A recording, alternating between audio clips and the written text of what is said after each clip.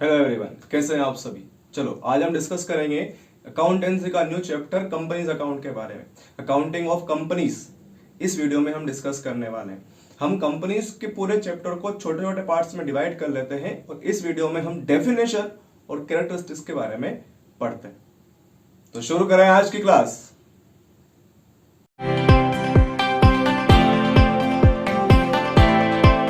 Okay, start करते हैं company के बारे में। तो कंपनी क्या होती है, उसकी डेफिनेशन क्या है, उसके पहले हम ये देखें कि कंपनी हमारे इंडिया में कैसे ऑपरेट होती है।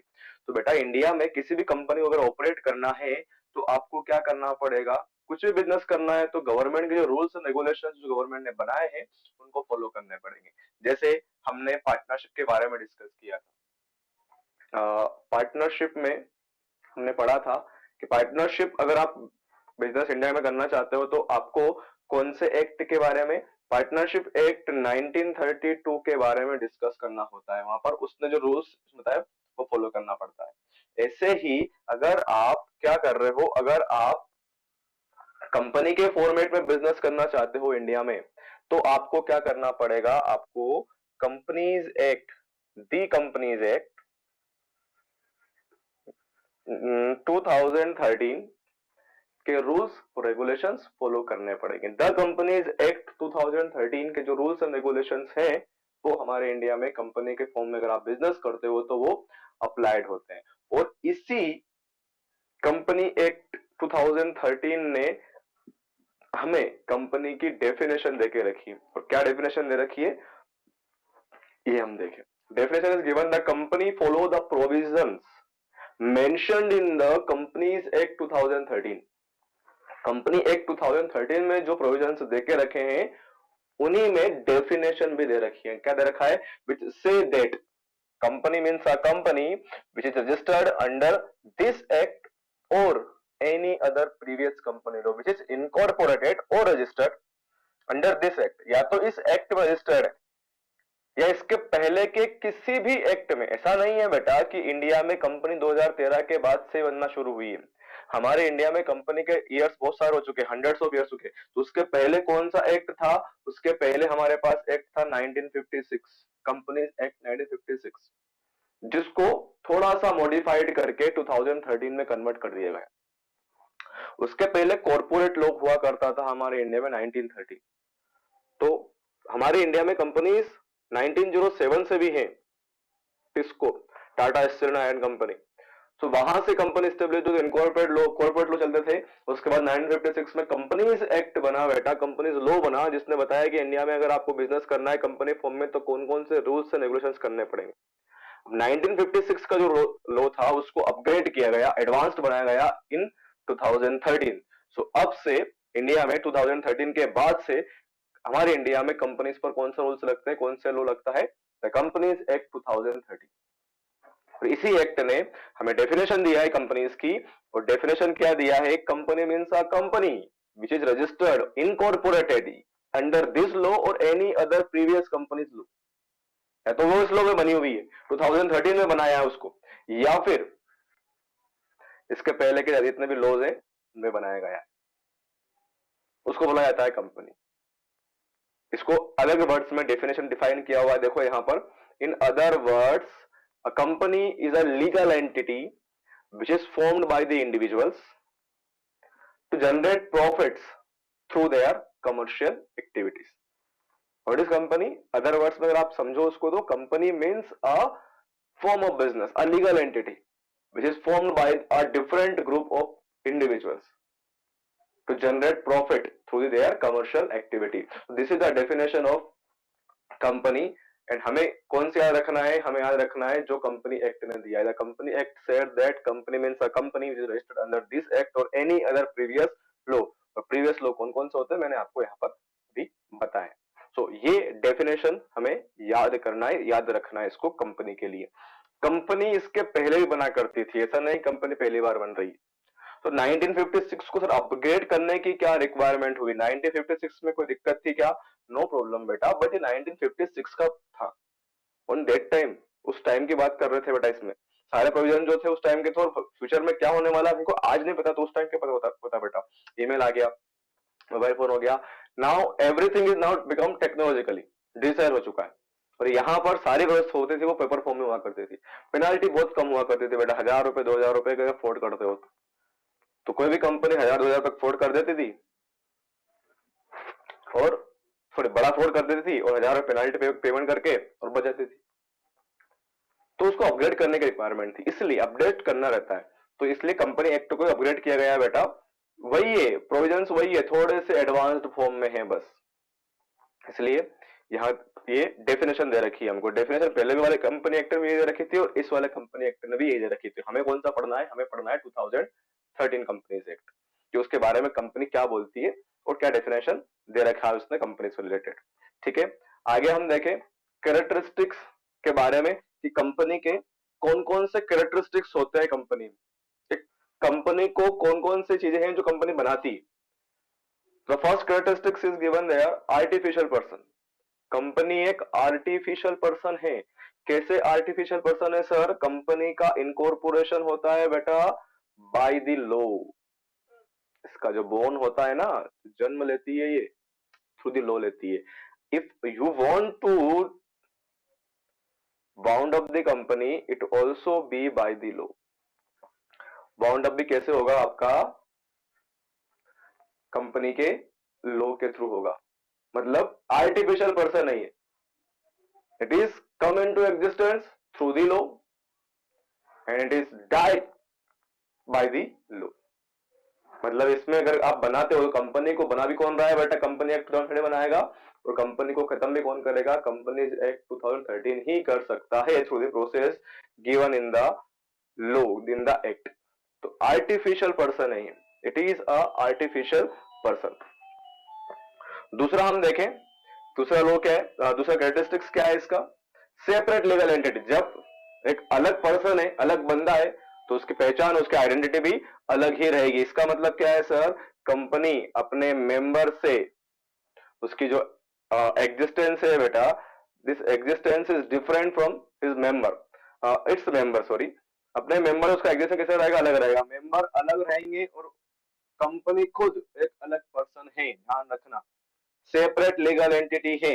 अगर कंपनी के मेंबर है 100 और ये कंपनी है हमारी, तो ये दोनों अलग अलग बंदे हैं, कंपनी का डिफरेंट पर्सन, और ये बंदे अलग होते हैं। इन दोनों के बीच के ट्रांजेक्शन वैसे ही माने जाएंगे जैसे कि दो अलग अलग बंदों के बीच में हो रहे हैं।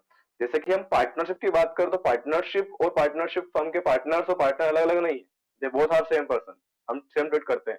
अगर पार्टनर ने कोई ट्रांजेक्शन किया है, इसका मतलब वो on the behalf of partnership ही कर रहा है, वहां अलग अलग नहीं मानते। लेकिन यहाँ सेपरेट लीगल एंटिटी है इसकी। अगर कंपनी ने कुछ ट्रांजेक्शन किया है तो बस कंपनी रिस्पॉन्सिबल है उसके लिए, पर्सन या मेंबर उसके लिए रिस्पॉन्सिबल नहीं रहेंगे। मान लो ये बंदा है, इस बंदे ने कंपनी स्टार्ट किया है, ये कंपनी अब इस कंपनी के आड़ में कुछ भी कर सकता है। मतलब ऐसा भी लो तो नहीं बता, मतलब अभी हमारे सेबी ने उसको कर दिया है बेटा, टफ रूल्स बना दिए उसके लिए। लेकिन अगर कंपनी ने कुछ ट्रांजेक्शन किया है तो वो बस कंपनी के नाम से रहेंगे, इस बंदे के नाम से नहीं होंगे। ये एंटिटी सेपरेट है बेटा, उसके आइडेंटिटी सेपरेट है, अलग अलग बंदे हैं दो। एक बंदा क्या है बेटा? एक बंदा हमारा ओनर है और दूसरा कंपनी है, सेपरेट लीगल एंटिटी होती है ये। Third point, perpetual succession due to separate legal entity, due to artificial person, the life of company is not depend on the members life. मतलब क्या? कि अगर किसी कंपनी के 50 मेंबर हैं और 50 के 50 की ही डेथ हो जाती है, फिर भी कंपनी बंद नहीं होगी, इट विल बी कंटिन्यू, ये कंटिन्यू रहेगी, ये बंद नहीं होगी। परपेचुअल सक्सेशन का मतलब होता है company won't, company life is not depend on the members life और डेथ रिटायरमेंट। अगर रिटायर भी हो रहे हैं मेंबर बिजनेस से, कंपनी से, तो भी कंपनी बंद नहीं होगी, कंपनी कंटिन्यू चलती रहती है। कंपनी की लाइफ और डेथ लो डिसाइड करता है, ना कि मेंबर्स की लाइफ और डेथ डिसाइड करती है और रिटायरमेंट डिसाइड करता है। मतलब कंटिन्यू, अगर 50 मेंबर भी रहेंगे और इन सारे मेंबर्स की डेथ भी हो जाती है, कहीं पर ब्लास्ट हो या कुछ भी हो, केस स्टडी आती है बेटा, केस चलता है कि account owners of the company, members of the company going for a trip and accidentally they died, all of them died, will company will continue or not? तो इसका आंसर आया company will continue. Company continue रहेगी, जो कि भले ही वो चले जाए, लेकिन कंपनी का एग्जिस्टेंस उनकी वजह से नहीं है, कंपनी का एग्जिस्टेंस थ्रू दी लॉ है, तो एंड भी कौन करेगा उसको, लॉ ही करेगा।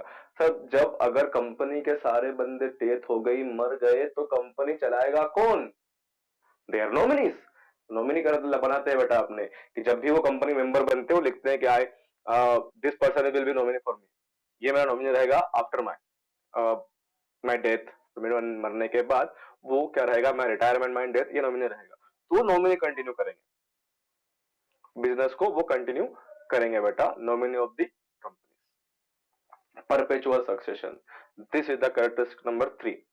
उसके बाद आगे देखें हम कि कौन सा कैरेक्टरिस्टिक्स है बेटा, कॉमन सील। कॉमन सील मतलब मैंने अभी बताया अभी आपको कि कंपनी का आर्टिफिशियल पर्सन है, कंपनी खुद की आइडेंटिटी है, कंपनी की लाइफ उस पर डिपेंड नहीं करती है, तो ये सब होने के बाद कंपनी साइन करने का राइट भी रखना पड़ेगा उसको। अगर सारे काम कंपनी खुद कर रही है तो कंपनी को साइन भी करना पड़ेगा, और साइन करने के लिए कंपनी को क्या बोला गया है, आपके पास कॉमन सील होना चाहिए। लेकिन 2013 जो एक्ट है हमारा, ये एक्ट, इस एक्ट ने इस कॉमन सील को बना दिया है ऑप्शनल।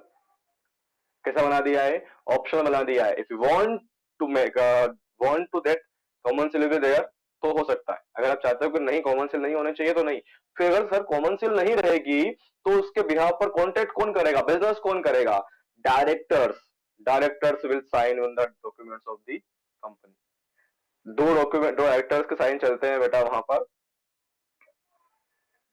दो जो डायरेक्टर्स हैं वो डायरेक्टर्स क्या करेंगे, साइन करेंगे यहाँ पर on the behalf of company, minimum 2 directors and full time directors,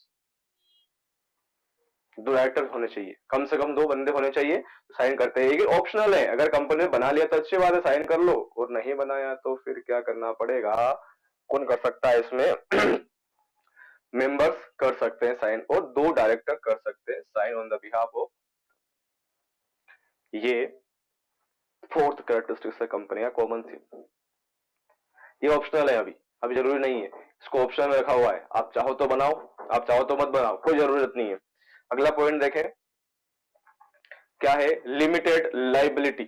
partnership के पार्टनर्स की लाइबिलिटी कैसी होती है बेटा, पार्टनरशिप के पार्टनर्स की लाइबिलिटी होती है unlimited. The liability of partners is unlimited, characteristics है पार्टनरशिप फर्म का। यहाँ मेंबर्स, जो कंपनी के मेंबर्स होते हैं, कंपनी के पार्टनर होते हैं, कंपनी के मेंबर होते हैं बेटा, उनकी लाइबिलिटी कैसी होती है, limited up to their payable amount. अगर लिमिटेड बाय शेयर कंपनी है तो, अनलिमिटेड कंपनी की बात नहीं कर रहे हम, लिमिटेड बाय शेयर कंपनी। मान लो किसी कंपनी के शेयर होल्डर ने बोला कि मैं 200 रुपए लगाऊंगा कंपनी में, मेंबर ने बोला, तो वो कितने के लायबल है, बस 200 रुपए के लिए। बाद में उसके बाद कंपनी मर जाए, डूब जाए, कुछ भी हो जाए कंपनी में, वो लायबल नहीं रहेगा। कितना लायबल है, बस वो लायबल है ओनली फॉर ₹200, क्योंकि उसने बोला है कि मैं 200 रुपए तक का अपने शेयर यहाँ पर परचेस कर रहा हूँ, तो he is liable only for the ₹200, 200 रुपए के लिए वो लायबल रहेगा। जितना उन्होंने बोला है उतने के लिए, जितने की लाइबिलिटी क्रिएट होती है उतने के लिए वो लायबल रहेंगे। लिमिटेड लाइबिलिटी होती है यहाँ पर, हम ऐसा नहीं कर सकते कि उन घर से लेकर जाए। अगर ऐसा होता तो आज क्या बोल सकते हैं कि बहुत सारी कंपनी के ओनर्स हैं वो सर्वाइव कर रहे हैं और कंपनी डूब चुकी है बेटा, फिर वो भी क्या हो जाते हैं, इंसॉल्वेंट हो जाते, पर वो इंसॉल्वेंट नहीं है, कुछ सर्वाइव कर रहे हैं और नई कंपनी स्टार्ट कर दी उन्होंने, कंपनी इंसॉल्वेंट हो गई, तो कंपनी की लायबिलिटी अनलिमिटेड है। ध्यान रखना, ऑप्शन आ सकता है, liability of company is unlimited but the liability of members is limited. ये जो लायबिलिटी है, मेंबर्स की लायबिलिटी लिमिटेड है, कंपनी की नहीं है बेटा, ध्यान रखना। कंपनी की लायबिलिटी तो अनलिमिटेड है, कंपनी तो देना ही पड़ेगा जब तक कि खत्म नहीं होता उसके पास, बट जो मेंबर है उसके, मान लो 10 मेंबर है, 10 मेंबर ने बोला कि हम 10 लाख रुपए लगा रहे हैं, तो वो 10 लाख रुपए तक ही लायबल है बस ये 10 लाख रुपए तक लायबल है, उसके बाद उस लायबल नहीं है। तो liability of the member is limited but liability of company is unlimited. Okay, then next point देखें, transferability of shares. The last second last point is there, transferability of shares. Partnership में अगर 2 बंदे partner है, जैसे एक बंदा ए है एक बंदा बी है, 2 बंदे पार्टनर है, बी पार्टनर है तो सारी रिस्पॉन्सिबिलिटी इसकी रहेगी ए, ये अपना इंटरेस्ट किसी और को ट्रांसफर नहीं कर सकता, ये नहीं बोल सकता कल से चलो सी मेरे बिहाफ पर काम करेगा, पार्टनर ए है तो ए ही सबके लिए रिस्पॉन्सिबल है, सी रिस्पॉन्सिबल नहीं। हाँ, उसको अगर आपको पार्टनर बनाना है तो एक अलग प्रोसेस है, वो फॉलो करना पड़ेगा प्रोसेस को एडमिशन के टाइम की, लेकिन वो अपना इंटरेस्ट किसको ट्रांसफर नहीं कर सकता। यहाँ एक मेंबर एक्स है, वो अपने शेयर को, अपने इंटरेस्ट को वाई को ट्रांसफर कर सकता है इजी वे में, if there is a private public company. Private company में ऐसा नहीं होता है, प्राइवेट कंपनी कभी भी अपने शेयर को ट्रांसफर नहीं कर सकते उसके मेंबर्स। प्राइवेट कंपनी ने मना कर रखा है, पब्लिक कंपनी ने बोला है प्राइवेट कंपनी के मेंबर्स अपने शेयर्स को ट्रांसफर नहीं कर सकते, restricted by the companies act है बेटा, कंपनी एक्ट ने मना कर रखा है, प्राइवेट कंपनी नहीं कर सकती। ऐसा कौन कर सकता है सर? बस वो कर सकता है बस पब्लिक कंपनी। पब्लिक कंपनी के मेंबर्स, दो मेंबर हैं एक्स और वाई, ये एक्स किसी को भी, जेड को, ए को, बी को, सी को, उसकी मर्जी उसको ट्रांसफर कर सकता है। सर रिलेटिव होना जरूरी है कि ट्रांसफर करने के लिए? नो बेटा, you can share anywhere, you can transfer anywhere with the fair market price. आप अपने शेयर को कहीं को भी ट्रांसफर कर सकते हो पब्लिक कंपनी में, ठीक है। The last characteristics of the company is management and control. देखो पार्टनरशिप में तो पार्टनर ही मैनेजमेंट करेंगे बेटा, वही ओनर होते हैं, क्योंकि वो लिमिटेड नंबर होते हैं, तो इसलिए मैनेजमेंट वो खुद कर सकते हैं। लेकिन यहाँ पर हम बात करें अगर पब्लिक कंपनी के, तो मेंबर बहुत ज्यादा होते हैं।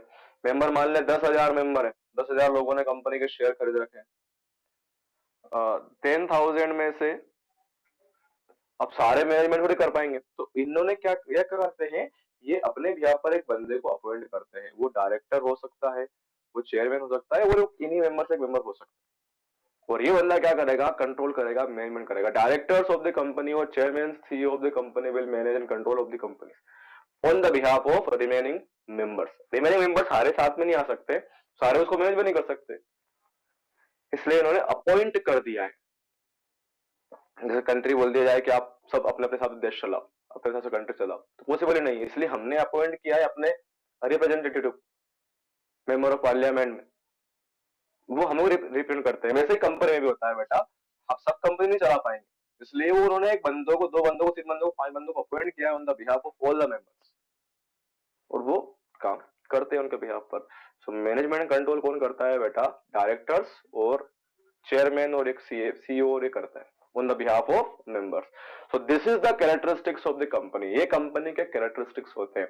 हमने कंपनी की डेफिनेशन पढ़ी, हमने कंपनी के कैरेक्टरिस्टिक्स पढ़े।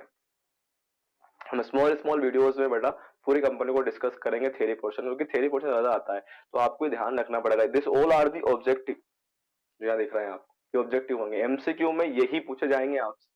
कॉमन सेल ऑप्शनल और कंपलसरी, ट्रांसफरेटिव शेयर ऑप्शन और कंपलसरी व्हेन प्राइवेट कंपनी है, ध्यान रखना प्राइवेट कंपनी में ट्रांसफर नहीं कर सकते, पब्लिक कंपनी में ट्रांसफर कर सकते हैं। मैनेजमेंट कौन करता है? Not for all members, on the behalf of members some of the person manage the, few person manage the company, called as director, CEO, CFO. उसके बाद लायबिलिटी कैसी होती है? तो मेंबर्स की लायबिलिटी लिमिट होती है, कंपनी की लायबिलिटी अनलिमिटेड होती है, बात का ध्यान रखना, okay. And common share is optional, perpetual succession, the life of the company is not depend on the life of the members, it will depend on the company's act। Company act चाहेगा तो बना सकता है, company act चाहे तो उसको बंद भी कर सकता है, ठीक है। तो ये कैरेक्टरिस्टिक्स आपको समझना है, इनका ऑब्जेक्टिव आपको ध्यान रखना, ओके। चलो मिलते हैं हम अगले वीडियो में नेक्स्ट थ्योरी के साथ कंपनी। तब तक के लिए thank you, have a good day.